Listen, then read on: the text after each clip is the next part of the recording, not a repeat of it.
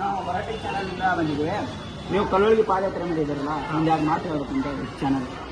ನಾವು ಕಲ್ಲೋಳಿ ಪಾದಯಾತ್ರೆ ಮಾಡಬೇಕಂದು ಸುಮಾರು ದಿನಗಳಿಂದ ಆಸೆ ಇತ್ತು. ನಾವು ಎಲ್ಲ ನಮ್ಮ ಹುಡುಗರನ್ನೆಲ್ಲ ತಂದೈತಲ್ಲ, ನಾವು ಸುಮಾರು ದಿನಗಳಿಂದ ಆಸೆ ಇಟ್ಕೊಂಡಿದ್ದೀವಿ. ಕಲ್ಲೋಳಿಗೆ ಹೋಗ್ಬೇಕಂತ ತುಂಬ ಆಸೆ ಇತ್ತು.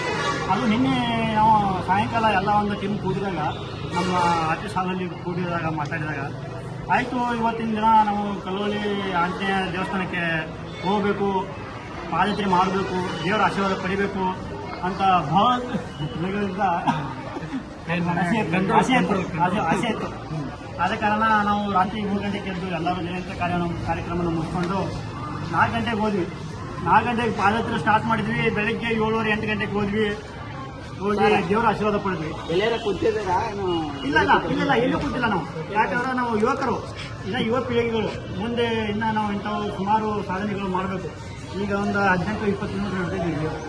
ಇನ್ನೂ ಸುಮಾರು ನಮ್ಮ ಆಸೆಗಳವೆ. ಅವೆಲ್ಲ ಯಾವರು?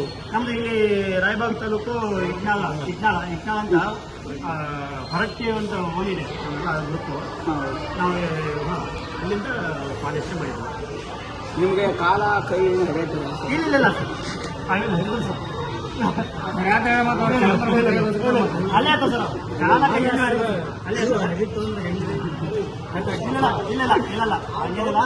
ನಾವೆಲ್ಲ ಭಾರಿ ಖುಷಿಯಾಗಿದೆ. ಏನೂ ಆಗಿಲ್ಲ ಸರ್? ಏನೇ ಆಗಿದೆ, ಏನಾದ್ರು ಆಗತ್ತದ?